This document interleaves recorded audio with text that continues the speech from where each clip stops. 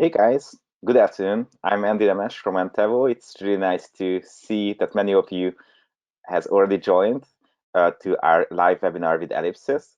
Let us wait for one additional minute to make sure everybody arrives. I see that many of you is joining at the moment. Hi Crystal from Singapore. Hi FF from Turkey. Nicole from Australia. Paul from New Zealand.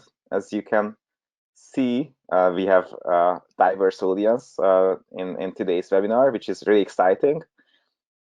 Ooh, Andrea from Canada joined. What time is it in Canada? I don't want to hear. Bryce from New Zealand as well. Hi. Rachel from Singapore. Good afternoon. And Mark from Hong Kong. Hey as well. Okay, let's wait for 10 more seconds and we are going to kick this off.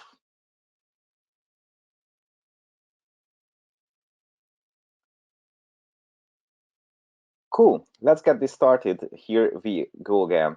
Welcome everyone again to our joint webinar with Ellipsis, where we will talk about how to create winning loyalty programs in the APAC region. As you might know, APAC is a booming market for loyalty programs. According to different consulting companies, it will have a 4-time growth in the next 5 years. So there will be lots of new loyalty program initiatives happening in the market.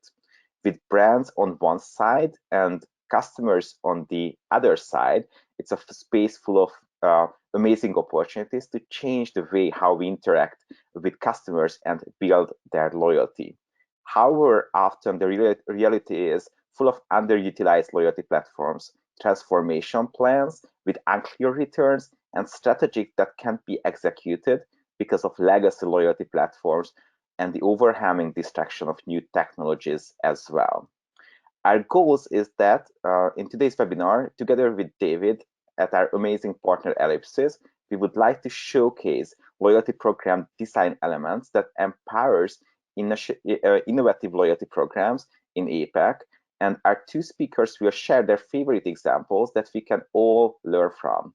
Before we jump into today's webinar, let's have a really short and sweet introduction. My name is Andy Nemes. I'm one of the co-founders here at Antavo, and I'm responsible for our APAC growth as our VP of APAC. In today's webinar, I have two brilliant experts. One is our very own Timmy Garay. Timmy, do you want to introduce yourself? I think you can do a much better job than I would do.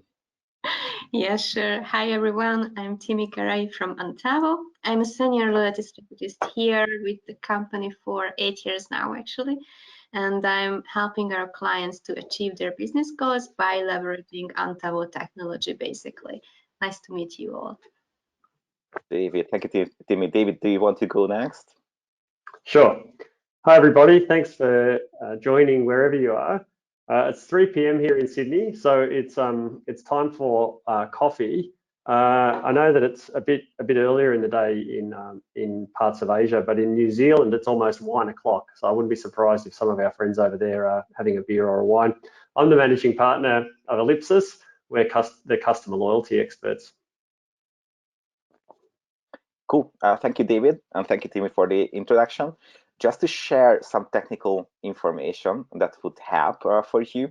It's a live webinar, obviously, so you will be able to ask questions by putting your questions in the question box in your own GoToWebinar panel. We will cover all your questions in the end of the webinar, and it's also important that we understand that you might have meetings after this webinar, so we are going to finish in 50 minutes from now, so you will have time to catch up for your next meeting. I'm going to start with a really quick introduction, short and sweet introduction from the Antavo side. We are Antavo, a software as a service, data-driven loyalty solution recognized as a best-in-class pure-play loyalty technology by both Gartner and Forrester. I'm pretty sure most of you are familiar with traditional loyalty programs, and you might be having some physical loyalty cards in your wallet at the moment. We strongly believe that old school purchase-based loyalty programs are the best and they don't necessarily build customer loyalty anymore. And we are disrupting the loyalty industry and find the discount-driven culture with our technology because we believe that you can do much more to create emotional loyalty and interact with your customers before and after they buy with you as well through the technology innovations that's happening in the market. I'm going to hand it over to David. David, you will have the chance to introduce Ellipsis. Thanks, Andy. So we're really pleased to be able to join Antavo on this webinar. They're good friends of ours. We have lots of customers that use the platform, and we help each other, particularly in the APAC region. We're as I said before, customer loyalty experts. What does that mean? We do a lot of loyalty consulting. We help with customer strategy, and we do a lot of work with data, helping companies unlock value out of their customer data. We're in 5 markets in the region. We've been doing projects since 2013. We've done well over 100 of them. So we get to see what strategies work, and we get to work with clients on the full sort of evolution of the strategy all the way through to ROI. And we work with lots of great companies close to home, but we also have some global clients. So we service projects in the APAC region and also outside of APAC in Europe and North America.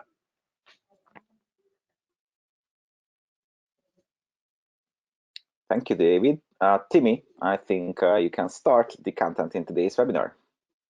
Yeah, exactly. So as you could see, the main topic is not just about the winning strategies in APAC regarding the customer loyalty, but we would like to start from the very beginning. That what is customer loyalty exactly? What we are talking about when we are mentioning this terminology. And if we go to the next slide, Andy, please help me in there. You can, thank you.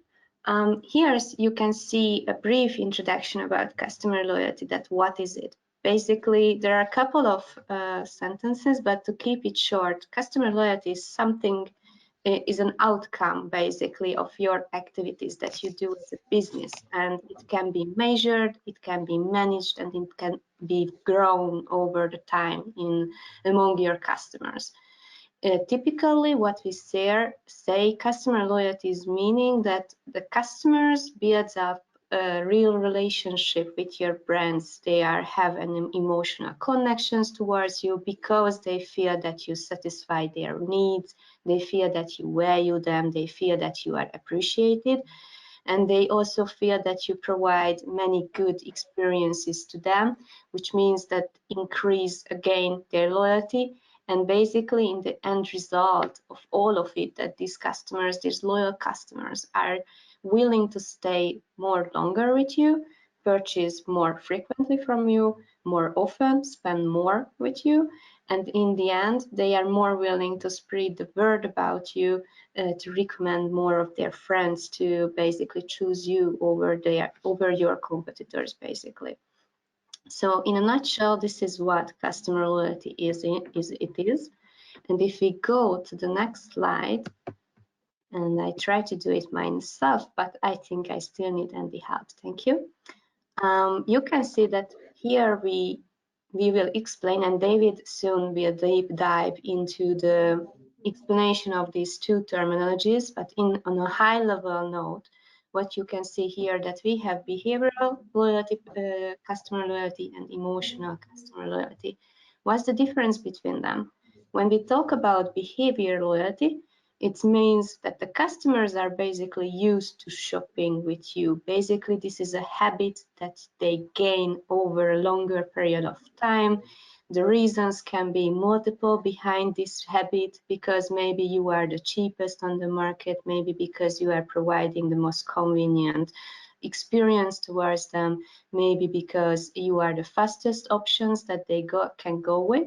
And basically, they are used to buying from you, and it's basically a habit, a behavior that they are keep repeating and repeating. The next one is emotional loyalty, which is indicates a deeper connections towards between you and the customers, which means that customers basically love you. They feel passion about your brand.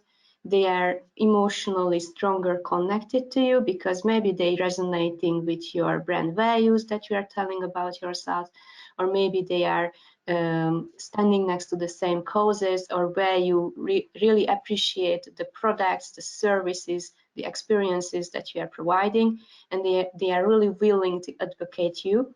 I saw that David has a really good example here from Apple. So I would like to hand over to him to explain this one a little bit more detail. Thanks, Timmy. Before we do that, we've organised a poll, and just to make sure everyone's sort of paying attention and coffeed up, we'd like to have a poll and get you to quickly respond to this. If you could only choose one form of customer loyalty, assuming they're binary and mutually exclusive, which one would it be? So have a think. What would be better, do you think? Behavioural loyalty or emotional loyalty? We'll give you 20 seconds or so to respond to that.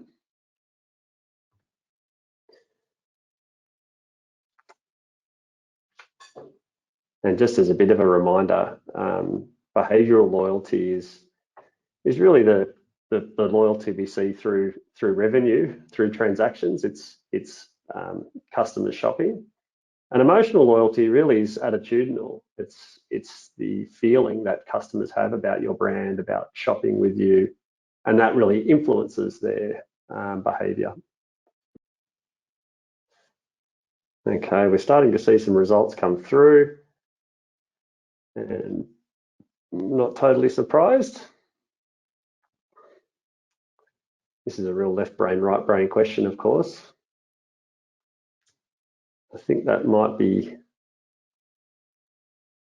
I'm just having a look at the data here, and it's not moving too much, so I think we've had all of our responses.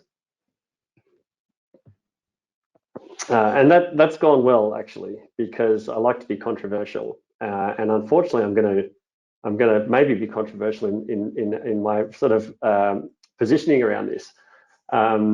So what is the data telling us? The data is saying that this group of experts on the webinar would choose emotional loyalty over behavioural loyalty, and there's no wrong answer here, by the way, and they are both connected, but there are differences. Pragmatically, we believe that customer loyalty is behavioural.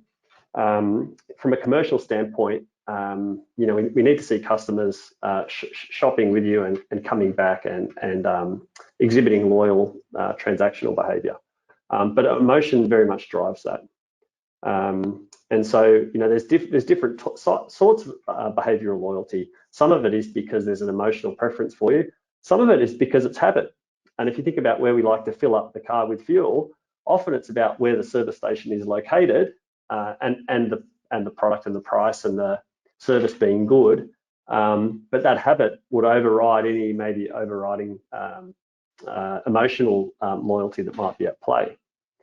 And so we see that there's more behavioural loyalty in lower value, low risk, more frequent purchase products. And we see more emotional loyalty in less frequent, more discretionary, high value purchase categories. What's interesting though is emotional loyalty doesn't always lead to revenue. And so we saw a really interesting survey, and it was about the attitude towards Apple as a brand. And 48% of the respondents reported that they were loyal to Apple products. Sorry, of the respondents that said they were loyal to Apple products, 48% of them didn't own an Apple product. So if you were running loyalty at Apple, you would say, well, that's great. We've got, you know, great emotional loyalty, but not all of them are spending with us. So it's really, really important to be able to distinguish between habitual type behavioural loyalty versus more emotional loyalty in the category, and spend time to understand your category and your customers, because it's important that we strive to build both. If emotion is present in your category, then you should invest in brand loyalty and emotional loyalty. But ultimately, when it comes to loyalty ROI, it's about getting people to spend with you, acquiring, spending, and growing. So we need to get those levers working in unison. I'll keep going. Thank you for engaging with the poll. We know where you all stand. We prefer emotional loyalty, which is good. what I want to talk about now is, how to think about building loyalty. So let me just click through. And this framework is something that we use quite frequently with customers, and it talks about the role of, I guess, the role of various strategies in building, maintaining, and as best as we can, not destroying loyalty. And the key point to make here is that there's actually a sequence that we need to go through. And loyalty programs are really good ways to build customer loyalty, but they're not a substitute for meeting customer needs. So we should always start at the bottom, and meeting customer needs reliably builds trust, and that's the best way to build loyalty. And sometimes that's all you need to do, but often your competitors are good at doing that as well. So then what do? How do we differentiate ourselves? We need to be easy to do business with, which means we need to personalize. And personalizing means we need to know who the customer is, we need to have different propositions, and that's where loyalty comes in. And we see loyalty programs are doing a great job of helping companies compete at this next layer. And sometimes, again, that might be enough, but we can't skip steps. We need to focus on building trust to begin with. Personalization becomes the next, I guess, layer of competitive advantage. But in terms of what else do you do when my competitor also is good at personalization, well, that's where we need to bring emotion and more enjoyment into the relationship. And we see that as you get better at competing at each of these levels, we see absolute levels of loyalty increase. So the important thing here is, a loyalty program isn't a substitute for a poor product or expensive prices or bad service. We've got to get those things right, but they really are great ways to personalize and enhance on the fundamentals that might exist in your business. And we know that we've got some emotional loyalty junkies in the audience. This bringing enjoyment into the relationship, if possible, not all categories it makes sense, is another way to be able to build loyalty. And having a good program construct and then bringing those emotional drivers into it is a really nice way of being able to sort of go all the way up this pyramid. So that's a little bit about sort of, the role of programs in building customer loyalty.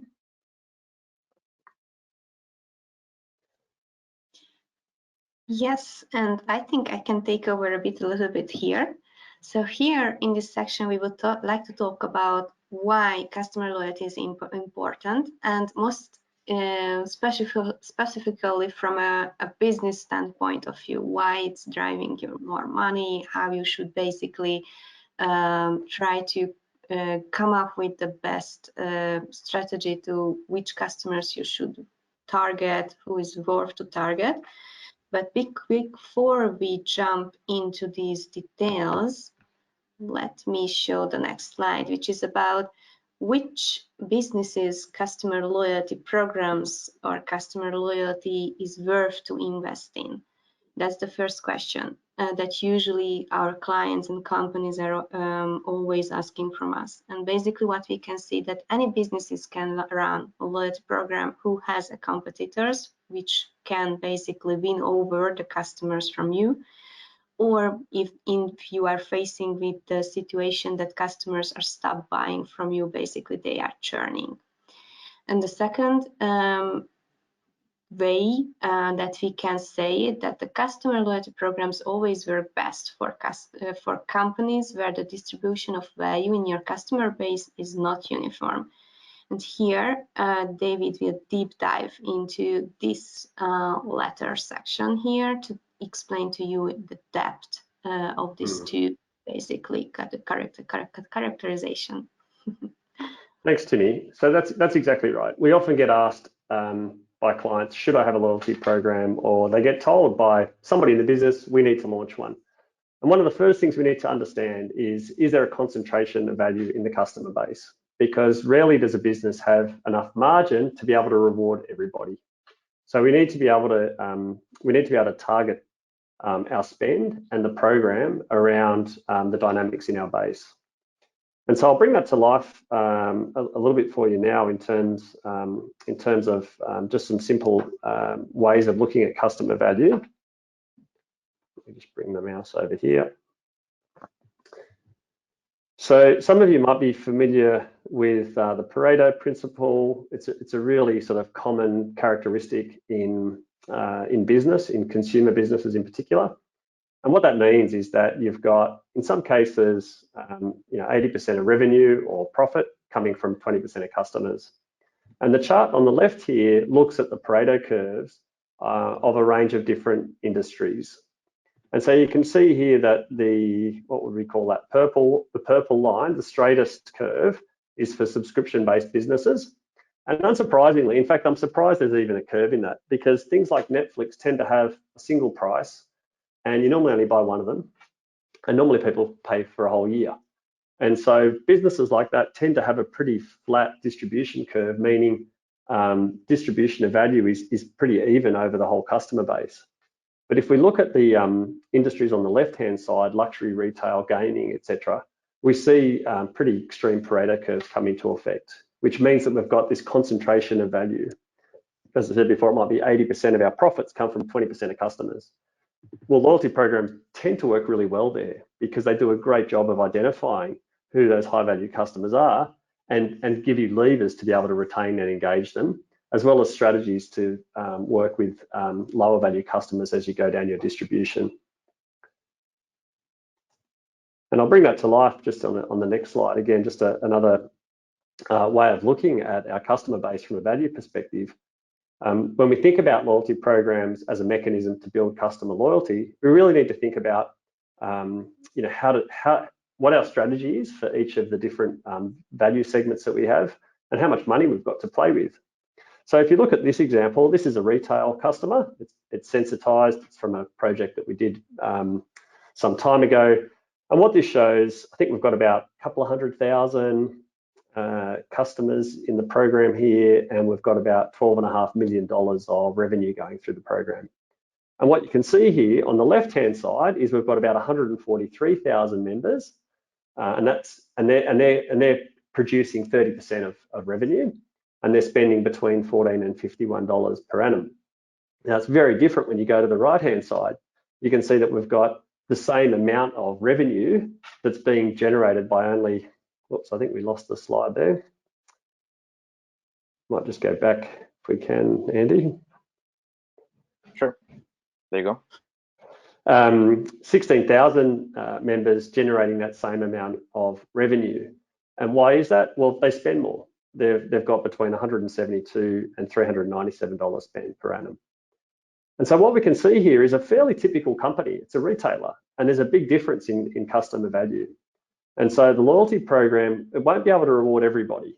I think we looked at it, and if you averaged out, say, a reinvestment rate from a retail perspective, you'd be giving up large chunks of your margin for all of the customers on the left-hand side. So we need to be really careful about not losing money with a loyalty strategy. What we'd be suggesting here is that the program should really reward high-value customers to retain them. They're very good customers. We don't want to lose them. So it's all about more about retention at the top, and mid-value is more about how do you kind of get a return to get them to shop more frequently, to stay longer, and to spend more. And so this is quite a useful way of thinking about, does a loyalty program work for my business? And then how much money have I got to play with in terms of margin? And then what might be my loyalty objectives at a value segment level?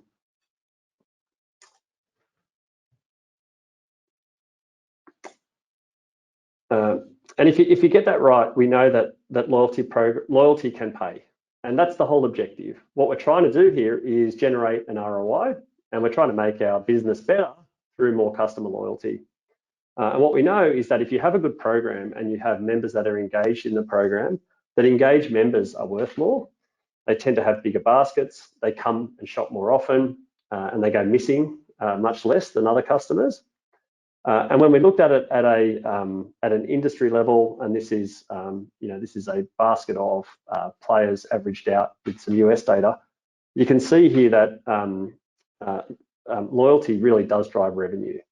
And so what's interesting about the chart on the right is the revenue lift from loyalty varies quite a lot, as does the composition of it. So in these examples, most of the revenue lift from loyalty comes from more sales and more retention, with a small amount of word of mouth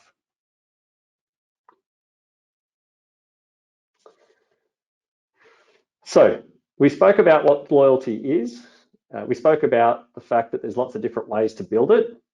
We spoke about the fact that you could use a loyalty program as part of that, and the types of businesses where loyalty program makes sense based on customer distribution and concentration of spend.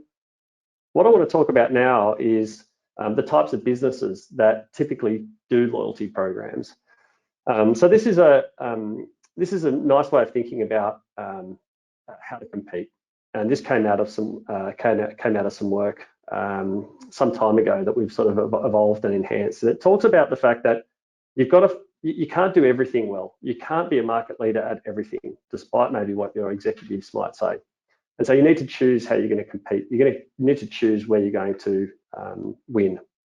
And so what we know is really important is you've got to be somewhere on this spectrum, whether it's great products, whether it's customer centricity, whether it's lowest prices, whether it's some sort of other exclusivity that you have in your sector.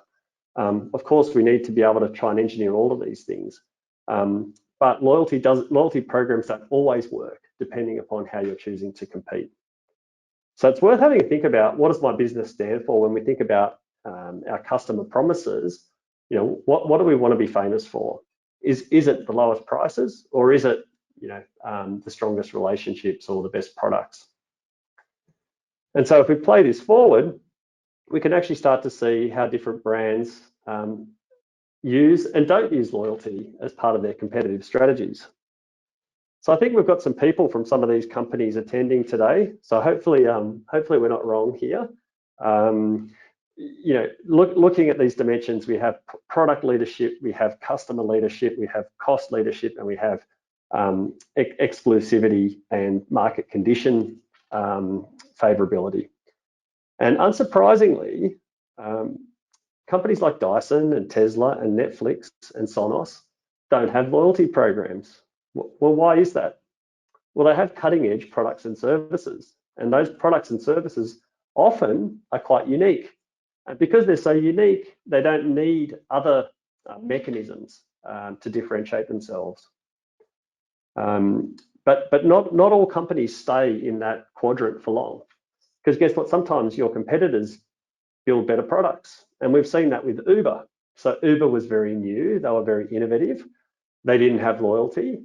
All of a sudden, anyone who rides Uber now, it's all about loyalty. And why is that? Well, Lyft and Grab and all these other companies have come in, and they've developed comparable products. And so it's interesting to see that we don't actually see a lot of loyalty in the product quadrant. We also don't see a lot of loyalty in cost leadership. And the reason for that is loyalty costs money, and it means that you actually have to put your prices up generally, or your margins go down when you do loyalty. And that's where we see companies like Aldi. I know we've got some folks from Officeworks, Bunnings, from Kogan. Funnily enough, we've got SpaceX in there. These tend to be companies that win because they are so competitive on price, and they tend to have sustainable cost advantages, and keeping costs low is all about how they compete. So where programs work best tends to be in the customer delight section. We know we've got some customers here today. These companies tend to have competition. There tends to be discretion in terms of customer decisions, and they tend to have a lot of focus on product and price, but generally speaking, that's not enough. We need other ways to differentiate the service. So we see a lot of loyalty in the customer delight quadrant, and this whole drive to customer centricity is where a lot of companies are going. But we've also seen companies like Foxtel and even Microsoft and Google roll out programs, because even though you might have some favorable market conditions, they may never be enduring. So hopefully that's a helpful way of thinking about why some companies have programs and why some don't.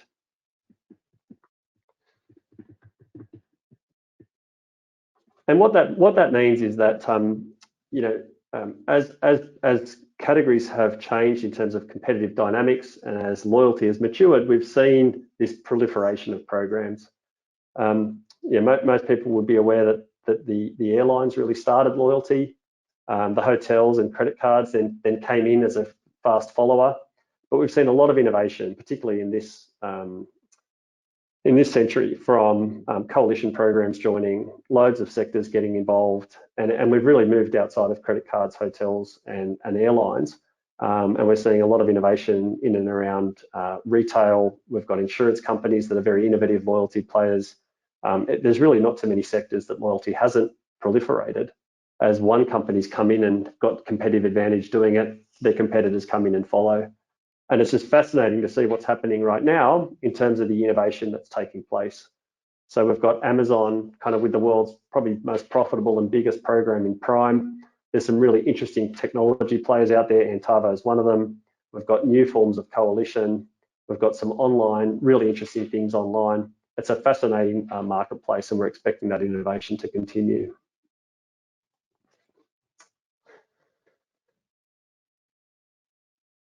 So I'm gonna get through this section, and then we're gonna show some examples. We've spoken about why some sectors have programs, why some don't. Let's have a think about what it takes to get your strategy right. Loyalty strategy is a really interesting thing because everyone cares. We're all consumers at heart, and we all have ideas and preferences. So we'll step through some of this. Timmy, did you want to make some comments at this point?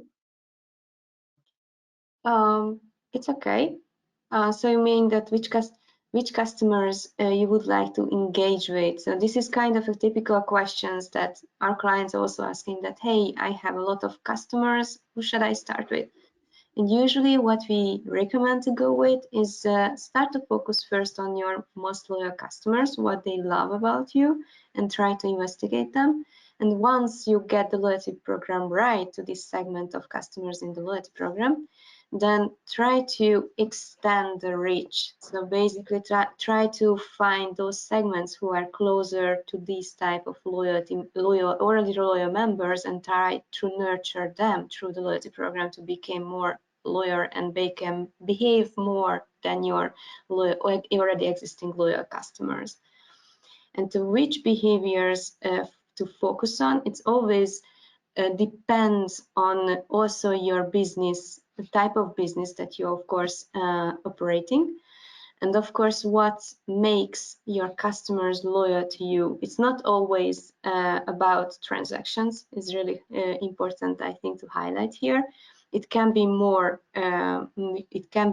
something more which is not related to transactions. It can be maybe engaging with your page, maybe engaging with your different channels on social, mobile, or in offline, to visit with your more open, or you engage with you in many other ways, like participating in Instagram contests, for example. And the third most important thing to consider is that how much will it cost to you? And for that, you need to think about, of course, besides the rewards that you need to offer to the members, because usually all loyalty programs have two things. You incentivize members to do actions, like to complete transactions or to engage with you in any other ways. With that, they can collect something, maybe status, maybe points. It depends on the program structure, basically, that you design. And in the end, they need to get something back from the program, because this is how you can change their behavior to make them worth for the customer's spend of point to come back to you more often. And this is basically how you show you rewarding them to staying with you. And this is when rewards cost come in the picture. And the other part of the cost is basically the managing the program, and the other thing is basically when it comes to technology also, the cost can come what technology solution providers you are using in running your own loyalty program. Did I get it right? Thanks, Timmy. That was good. So it's not easy. And there's some pretty fundamental questions that you need to ask. And, it's not just about what's best for you, to some of the points that Timmy made. It's also about, how do you think about the competitive dynamic and what how the market might evolve. But we know that there's a tried and true process to go through. I'll talk about the process in a moment. But when we look at good programs and what makes them good, there tends to be some similar characteristics. So just to call out some of this, the first thing is we need to have an integrated customer experience. There's no point having everything here, and then a loyalty program stuck on the side where it's not visible through the main channels and it's not integrated into how the customer interacts with you. So there's some tech work required there and some UX and CX work, but it's really important to get the experience nailed. We also know that programs are great ways to unlock customer data, and so we need to find ways to do that and also use the data to drive insights. Partnering is really important. Sometimes a company will have the best rewards on their own, and airlines, funnily enough, have great rewards, status upgrades and points redemptions, and etc. But insurance companies don't always have great rewards. So that's where they look to partner with other companies to bring different things in and enrich their proposition. We need to think about solving customer pain points. It's nice to give the customer something for free or give them a big discount, but ultimately we know that real engagement comes when you make their life easier through the program. And when we think about value, what's really important is we really need to think about how you maximize the perceived value of your reward. But if we can give the customer something that's way more valuable and emotional for the same $10, then you're going to get a better outcome. And so it's really important that we drive maximum response from the reward while minimizing our costs. And that allows us to think about how you allocate the investment, because it costs money to launch and run a program. You have to market it, you have to run it, you have to have people involved, but we also want to spend money on the right types of customers. So being able to make the decisions around how to spend that money ultimately drives how good your ROI is going to be. And so normally the steps or the questions that we go through when we help clients put their strategy together is really starting with the business objectives. What business problems are we trying to solve? Have we got a retention issue? Are we struggling to differentiate ourselves? Do we not know enough about who our customers are? And so it's really important to set that foundation around the objectives that you're trying to solve. We then need to really sort of bring data and what we call customer science into it next. What insights actually can help us inform these questions around solving these problems?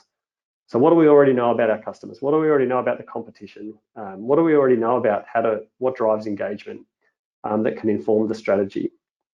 And what tends to happen next is we think about, well, what assets do we have that could allow us to do something that's sustainable, that's differentiated, that's desirable for customers. And we need to think about what things we're good at doing and what things we're not good at doing. And that's where we bring outside experts in. But ultimately, that all culminates in a strategy and a design. And then what's really important is that we get the buy-in in culture, because there is change management with these programs. There's things that we need to do differently. We can't have a product-centric business and then a loyalty strategy, which means that we actually never think about the customer first, for example. So we need to think beyond just a marketing tactic and how we actually drive real change in the business through our program and our strategy. And what's really important, and we often think about loyalty through the numbers first, and that is what sort of investments are required and what sort of returns. Unfortunately, not all programs make money, and so you can actually spend a lot of money not to get a return. It's really important that we have a really thorough understanding of the business case, the commercials, the cost profile, and how we're actually going to generate a return through the program.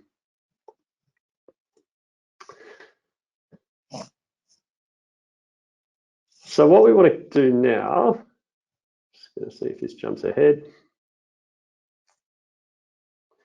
We're going to have another poll. So we'll get that started. I spoke about loyalty ROI. We call it return on loyalty. Have a think about a loyalty program and the way in which it generates returns. What would you say? What would you say the biggest contribution to ROI is out of these four? So if you were to think about, we get $1 of return. What would comprise the biggest contribution to that return? Would it be the loyalty program driving in new customers? Would it be the loyalty program having our existing customers spending more? Would it be that we actually reduce churn through the program? or would it be that we're making money on the redemption? That's generally because there's a margin on the redemption that we might see during our program.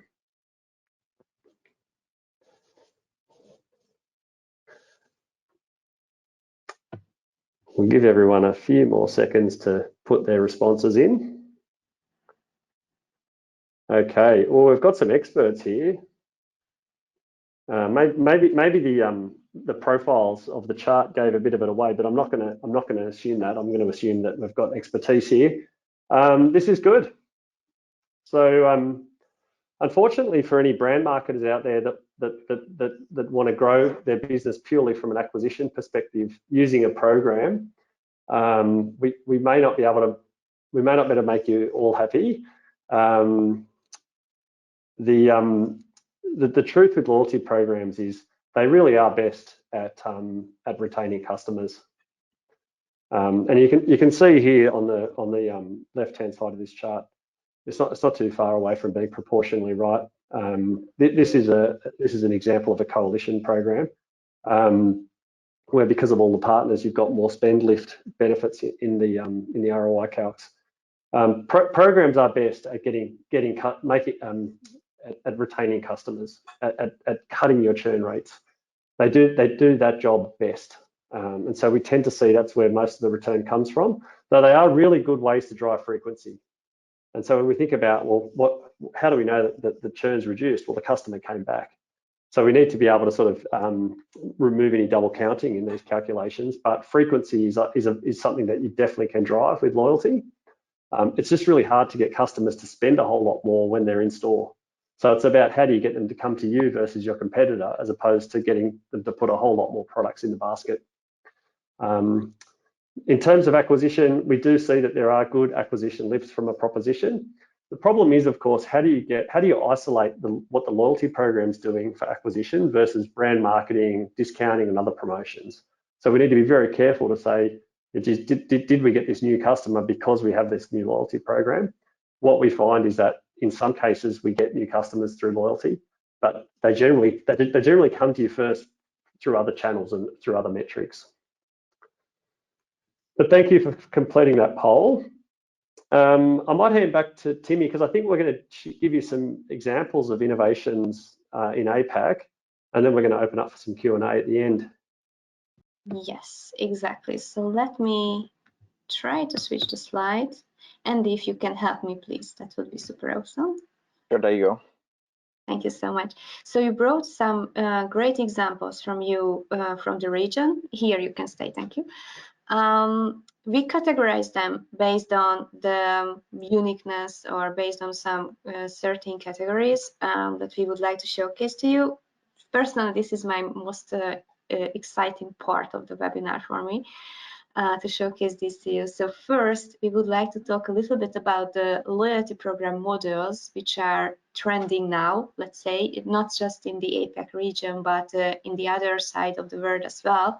You can see here 3 main categories: coalition loyalty programs, subscription-based loyalty programs, and health and wellness focused programs. Each have their own characteristics and reason why they are working well, and basically types of companies that they are fitting really well. For coalition loyalty programs, short, you may know that they are basically running under one brand or one company, basically launching their own coalition loyalty programs when many other brands are and companies are joining together, even companies who maybe have their own existing loyalty program already. And the reason why they are doing is actually 2 main things. This way they can share the collected data about the customers between themselves, which enables them to personalize better, to run more cross-sell, upsell campaigns, and to acquire more customers to themselves as well. In exchange for that, they provide to the customers shared value, more value, basically, not just value at their own companies and brands, but value to other brands, giving them more benefits and rewards. And here you can see a really good example. I really recommend to check their loyalty program out in APAC. They are Lagardère Travel Retail, a really big Chinese company. They operating in more than 400 stores. Their loyalty program Their program is spreading across 26 airports, as you can see on the picture. And the really unique thing about them is that basically they are targeting two main different type of customers. One of them is a luxury type of customers with really low purchase frequency, and the other one is basically a lower basket value, middle spenders, let's say, who have a higher spending value, but because they are purchasing lower value bill products. And to target this different customer base, they introduced basically two types of loyalty programs between their coalition loyalty programs.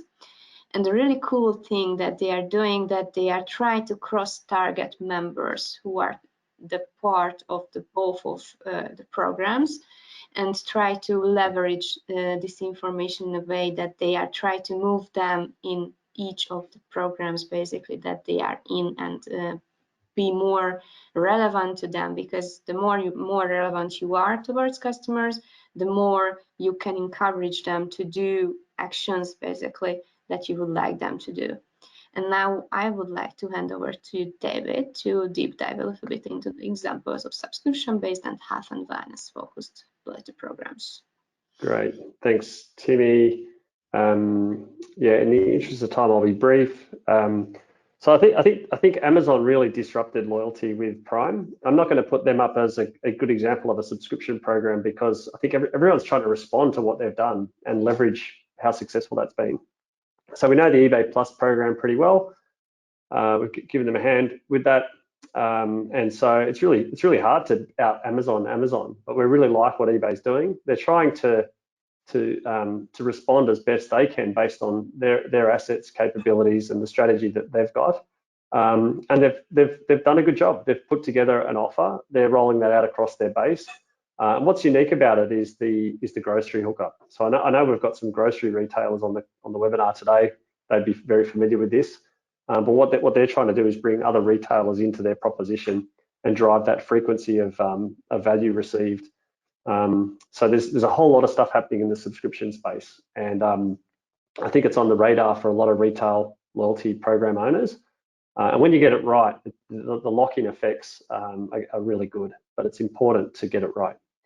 And the Medibank program is another good one. So we know that pretty well. AIA Vitality, or Discovery Vitality, really was just such an amazing success story out of South Africa. They've rolled that out across a range of other markets.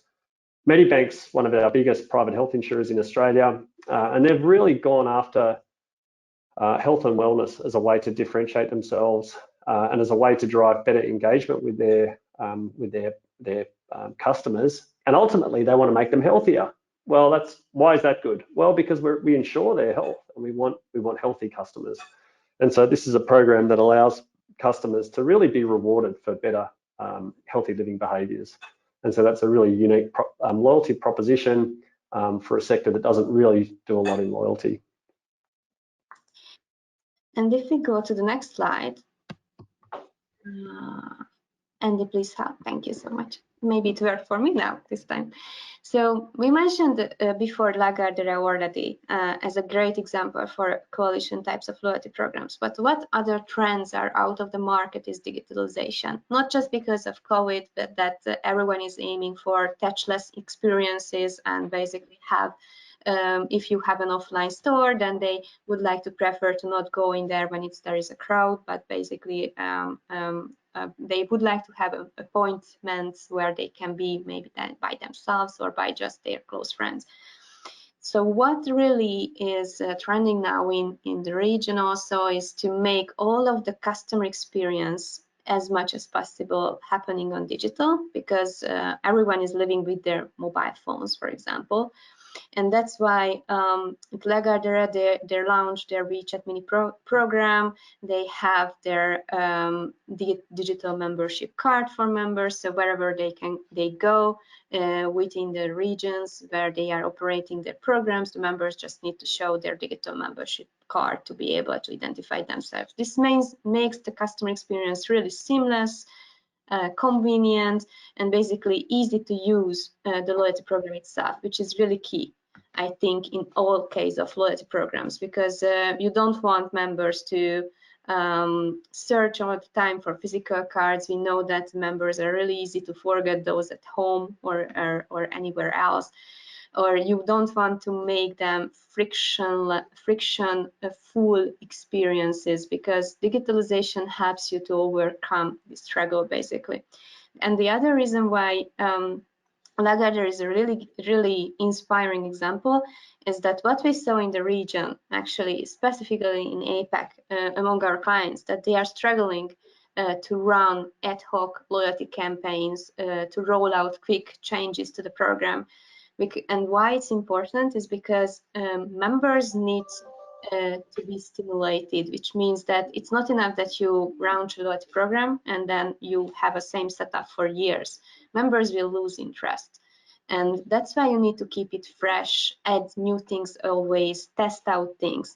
And that's why Lagardère, for example, went through a full digital transformation, which not just applies to their loyalty program, but also the other systems which is connected to it. So, for example, their CRM system. And this way, if they collect more data for the members, they can run more personalized ad hoc campaigns to make them do things that they would like to do them. And that's why it's really good and impressive example that after they launched the program, they already achieved 1.8 million members in 6 months, which is a really good result. And if we go to the next slide, you can see really good examples on payment solutions. And David, please. Thanks, Timmy. I'm conscious of time. I'll be quick on this one. So one of the other things that we're seeing that's really happening in loyalty is this convergence of payments and loyalty. And this is Barclays in the UK. And what happened in the UK was it became really hard for credit card companies to fund rewards. That's because of the interchange regime in Europe. And so Barclays had to stop offering rewards on their credit cards. So what did they do?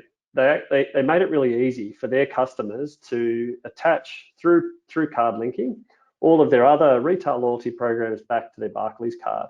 And then what Barclays did through a company called Bink was actually deliver a great experience in their mobile banking app.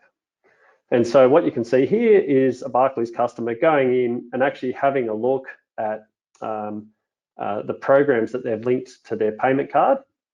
And what that means is they don't have to use those retail cards. They just pay with their Barclays card and they never miss out. And you can see on the right-hand side here, there's a loyalty hub inside the Barclays app. So Barclays isn't really paying for loyalty. They're not actually rewarding the customer.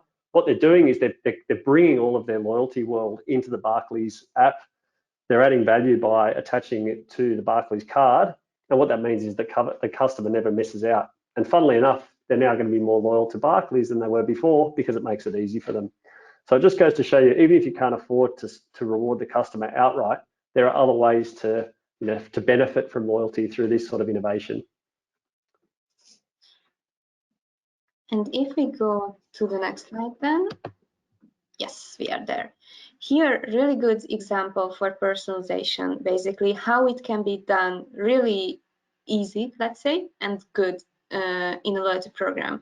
Here we're showcasing to you a client example from Love Bonito from us. What they do, that they have a tier-based loyalty program. So basically when you are joining, you are collecting, based on your spending, you can be increasing, stepping up higher. And what we noticed especially in Asia and other markets as well, but I think it's really typical in Asia regions, that members really love statuses. It means a lot to them. And here, Love Bonito, you can see that the benefits that the members can earn are increasing. That's one way to personalize the experience within the program to the members, because the more they spend with you, the more value they get back from the program, and they feel more appreciated. And of course, you want to differentiate between the rewards that you are offering to them, because the already loyal customers not necessarily are interested in the very same rewards and your lower tier members. Usually lower tier members are more up to discounts, where higher up tier members are more up to special experiences. Love Bonito showcasing a really good example to this one, because the top members in the program can have a personal stylist appointment in the store. which is really good because basically they can just go in there, identify themselves, and they can get a really personalized outfit with the help of the shop assistant there. And the other good thing about them that they are running birthday rewards also, and the value of the birthday rewards are also different by tier. So that's also encouraging people to aim higher and higher.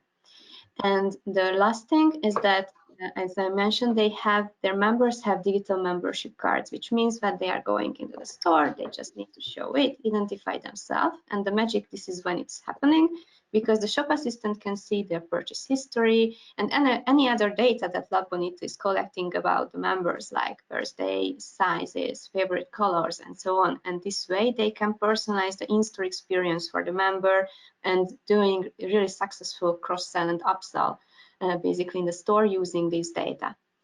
And if we go the last slide, I think David will deep dive here into identification. Really nice trends here. Yeah, this is our last one. Yeah, guys, so let's speed it up so we have time for questions as well. For sure. So, and we're happy to share all of this content. Three really interesting things happening around loyalty with identification. The first is technology that allows you to transact quickly with your customers through clearing KYC requirements. So there's some really cool things happening in that space. Number two is how to make it easy, particularly for program members, to buy. And we know that augmented reality and being able to sort of make it easy for the customer to see what their clothes and your shoes and your jackets look like on them is a really nice way to speed up purchase decisions. And we're seeing a lot of technology advancements in that space. And the third is around biometrics. So as we think about sort of the world post-COVID, how we travel, how we get through the airport process, and even how we transact in fast food restaurants, biometrics is going to play a really important role. And so, you know, things like all of these types of innovations mean that you need to know who your customers are. And so loyalty programs become almost a foundation for us to then do other things around customer experience enhancements. So keep an eye out for these three trends. And if you're running programs or running businesses where you think these could help you, then I really encourage you to have a look at some of these examples.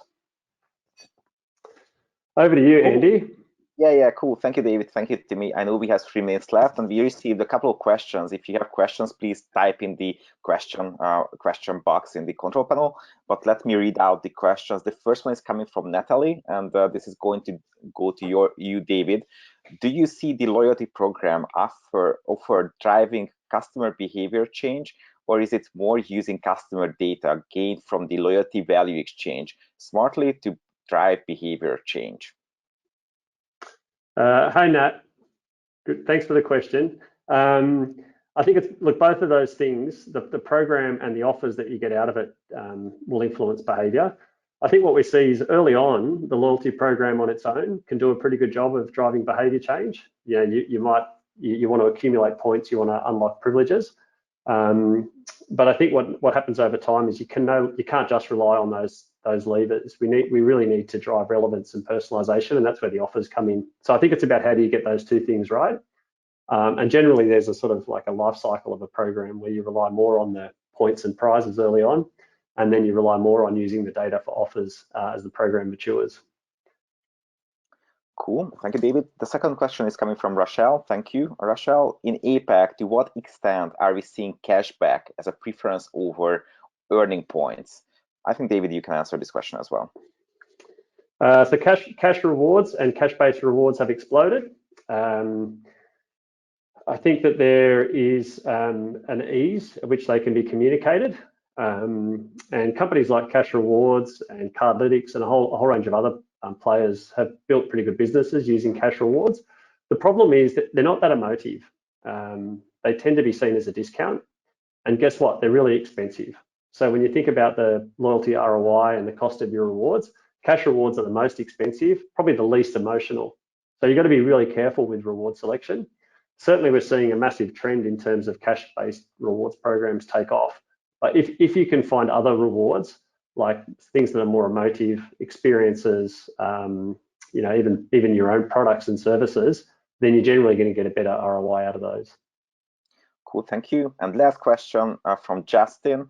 How long does it take to implement a loyalty program? That's a question to Timmy.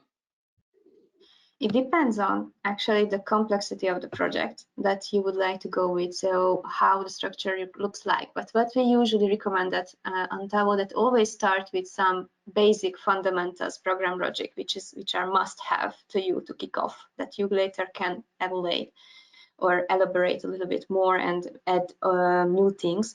But usually it's from 3 to up to 6 months to launch basically a loyalty program solution. Thank you so much, Timmy, and thank you so much, David, and thank you all who attended in today's webinar. I hope you enjoyed the content. It was extensive, but I think it was pretty great. Thank you for attending. We are going to follow up with you on the recording of the webinar, and have a great afternoon, everyone. Bye-bye. Bye-bye. Thank you.